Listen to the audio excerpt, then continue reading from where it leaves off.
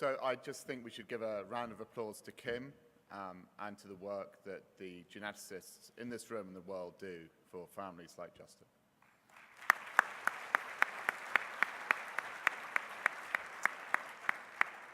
So before we break, there's an opportunity now for questions. You can pester myself and Peter and anybody else during the rest of the day.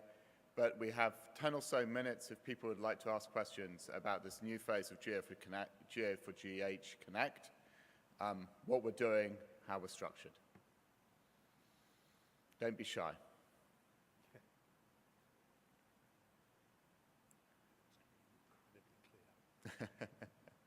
Yeah, go for it. Yeah, please use microphones because this is being live streamed.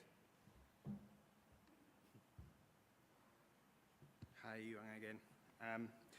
One of the aspects that I don't see, which I would like to see perhaps your opinion on, I mean, we've mentioned about the importance of the clinical community in the development of genomics, but how about the personal genetics testing?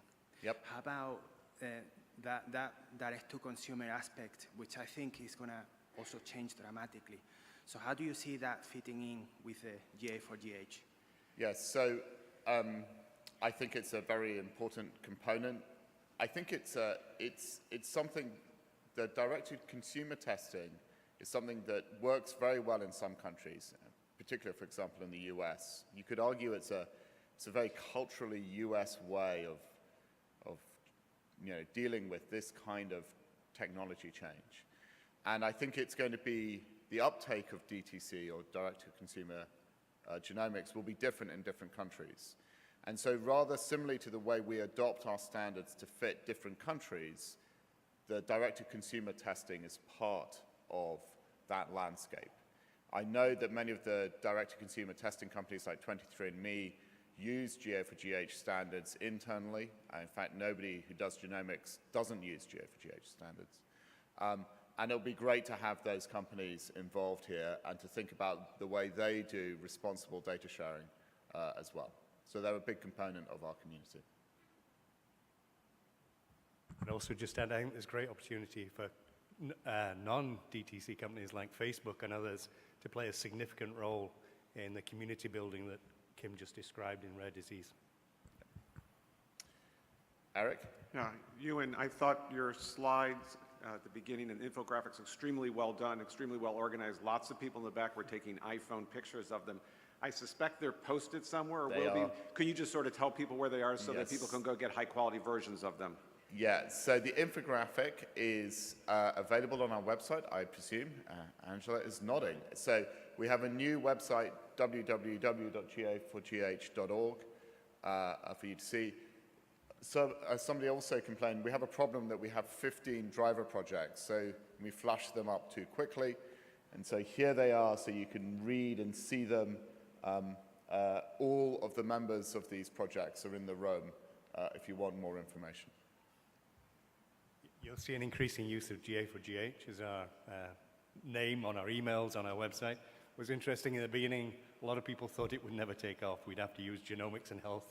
And in fact, almost everybody reduced it to GA4GH. So we're now celebrating that unique identity.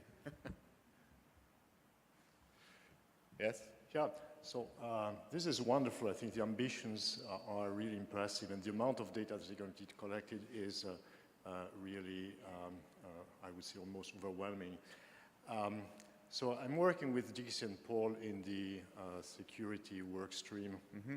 And the concern I have, so I would like to make sure there is no misunderstanding about the current status of that dimension of the thing. I mean, history has shown that systematically security and privacy has been addressed as a kind of an afterthought, and it was usually too little, too late, right? And this was the case for within the IETF and also within the W3C, with the consequences we are witnessing here.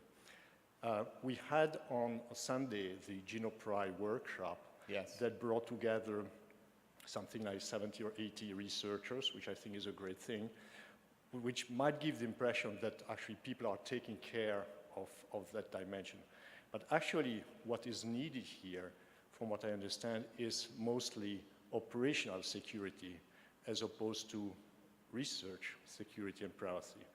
Of course, research is always welcome, but there is a workforce that should exist that takes care of the protection of all these, petabytes, right? It's a complicated problem that has not been addressed so far, and it's not that one can take off-the-shelf solutions as it is. At the same time, it's not really research. So my question is, how is this going to be addressed, and where is the workforce, and where is the budget for this to happen? Because I'm not sure this is going to work just based on volunteers. Yes, so it's a very, very good point, and you correctly made that distinction between that kind of operational and research. We need both, obviously. I think something that we've put together far better in this phase is placing security as a gatekeeper function. As well as a research and standards, they have a gatekeeper role for our standards. We will not release a standard without approval from our security work stream, and that's Dixie and Paul. And I think Dixie and Paul have a very good grip on many aspects of them. And as you know, I think, yesterday morning we started the first aspect of deepening that to things like breach response from the operational entities. I think there's two aspects to the funding that you mentioned. We really want to see the driver projects, which are the real-world implementers. They have to take this aspect seriously. They need to work together as a group with kind of operationalizing those things like breach response. And so there's resource inside of those driver projects.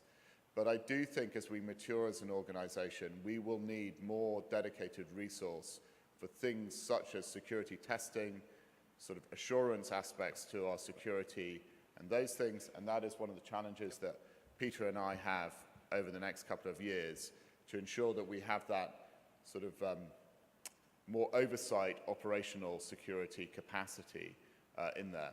So I think we've made the right steps, but we're not the finished product yet across this. I'm confident in the expertise we have.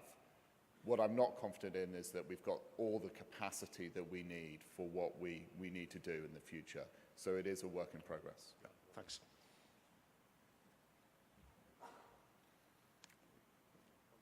One more, yep. Is this the last one? Yeah, okay. Hi, it's Kees van Bokhoven from The Hive. So Sumit brought up a very interesting point about the EHRs in India. They could potentially be recreated as mobile. I think it's really the combination of genotype and phenotype where the insights come from. So what's your perspective on that? How can we help make some of the clinical standards? And maybe especially in that part of the world where there are no systems yet. So you're absolutely right. We have a work stream on clinical and phenotypic data capture. And the complication is that this is a big, complicated field with existing standards like HL7 and the FILE project, with existing national processes, with 30, 40 years of complex, operational stuff going on. So here we have to be cognizant of the ecosystem that we're interacting with. The good thing about this is they need us as well as we need them. They look at us and say, how do we deal with these annoying genomic stuff? What is the genome reference? Why do you change it?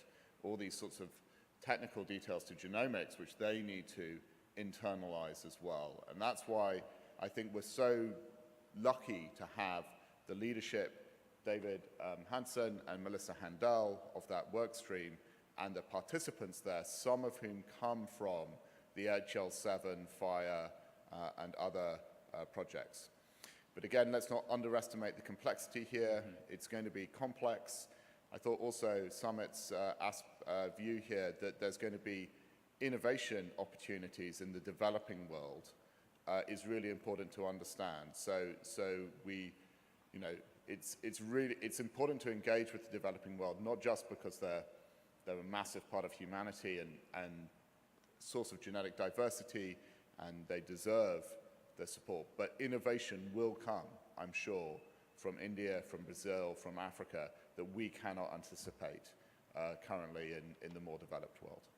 Thank you. It'd also be remiss of me not to point out that the mobile apps and the communication of information can also go the other way. So within one of our other original demonstration projects, the BRCA Challenge, they're now finding ways to lift up the tremendous knowledge that they've been able to generate into a mobile application, which would make it available worldwide. So the power of mobile communication both ways is something that will be part of this innovation. Great. Well, I think we should break for coffee. I hope that was, I hope you got excited. Please recaffeinate. The stage will be transformed. No? 5 minutes. No coffee. I'm getting the signal, no coffee. Okay. Walk around, move get your oxygen flowing to your brain. The stage will be transformed for our kind of stars of the show, Harold and Francis, to come up. Thank you.